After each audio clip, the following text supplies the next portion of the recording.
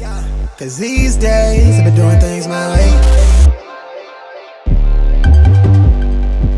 I can't hide away, it make me feel so all right, so what do you do if you don't have one of these bad boys, a stabilizer, a gimbal, of any type of steady cam of some sort for your video footage that is shaky? You know what you should do?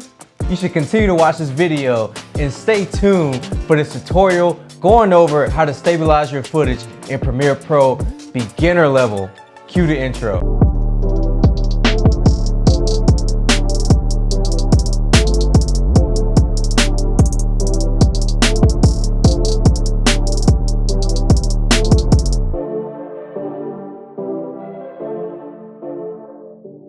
Alright guys, so there's different types of ways where you can make your footage stable as possible, such as some in-camera stuff.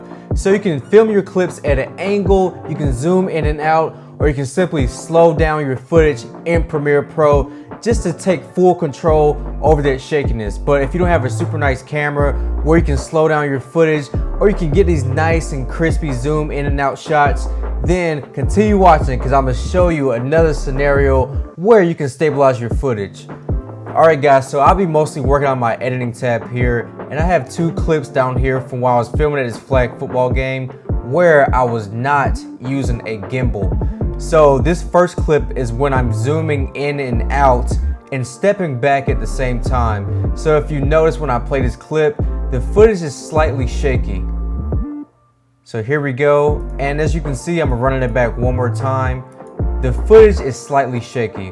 So what I'm gonna do with this clip, guys, is I'm gonna add a simple effect built into Premiere Pro called Warp Stabilizer. And what this is gonna do, guys, it's gonna warp our footage. It'll zoom in or zoom out depending on the best possible scenario where it can make our footage stable as possible. So let's go ahead and put on our Warp Stabilizer effect. So if you go down here to the bottom left quadrant, it'll be on our effects tab right here. And we will simply type in Warp Stabilizer. Click that bad boy and drag it on over to our clip. So if you notice, guys, it's gonna analyze in our background, and depending on how many frames you're shooting in or how many frame rates you shot in, depending on how long this clip will take to stabilize. So now, as we can see, everything's nice and stabilized. So let's go ahead and play that. So you can see it's nice and smooth. I'm gonna play it again one more time. And now you can go over here and tweak anything you want to. You can do smooth motion or no motion, but we want to keep that in smooth motion. Subspace warp, or you can turn it to where it's in position, scale, and rotation, position or perspective. But for this scenario, you want to keep this in subspace warp. And you can come down here to stabilize only, stabilize crop auto scale, or stabilize synthesize edges. I would typically put it in stabilize crop auto scale just to make it as stable as possible and make Warp Stabilizer do what it has to do to get that stable footage. You can also choose additional scale and some other advanced settings, but let's keep this as simple as possible. So looks good to me. Now I'm gonna put these clips side by side for before and after. So I'm gonna click Alt and drag this bad boy on over. So we have our Warp Stabilizer on the right hand side. I'm gonna right click this and just go ahead and get rid of that. So now I'm gonna play my first clip, which is the non-Warp Stabilizer effect applied to, and then I'm gonna play the other clip, which is gonna go right into what we just put on our clip.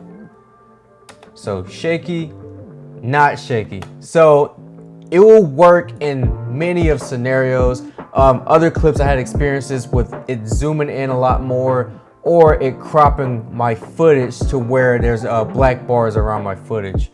But for that scenario of it zooming in to get the stable footage, I have another clip here. Let's go ahead and play that.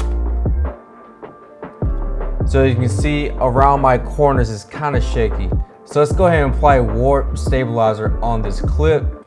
Analyzing the background, 90 frames, so this shouldn't take too much longer. All right, boom, it's stabilized, and as you can see, I kept my same settings over here on the left. All right, so let's go ahead and track back, and let's go ahead and play that clip out. So as you can see, it zoomed in slightly and added a little more defined warp effect. So let's play that one more time. Good to go. Now I'm gonna compare these and slide my other clip, literally identical beside one another, one without the effect and one with the effect. Drag that over, right click this one, and get that warp stabilizer on out of there. So let's go ahead and play it back from the beginning. So shaky, and then warp stabilizer, zoom in slightly to make it stabilize as possible. So yeah guys, that's pretty much the synopsis of this video tutorial. There's another more in-depth and more crispier version of how to stabilize your footage, but that's in After Effects and it's called track motion. I'll do a later video on that if you guys want to check it out. But yeah, thank you to Tom for requesting this video. He hit me like last week or so, and he was trying to make his footage stable without buying a gimbal or anything of that sort. Tom, this is a quick and easy fix. Thank you for commenting and requesting this video. Go to his page. He does like vehicle reviews of all kinds. Check out his page and show him some love. Tell him I sent you. But yeah guys, thank you guys for tuning into this video. But if you like the video guys, comment down below, and comment down below as well if you want to see another video tutorial of your liking, and I'll be happy to cover it. But thank you guys for tuning in. You guys have been killing with the support like always. But with that being said, I'll catch you guys in the next video. Peace.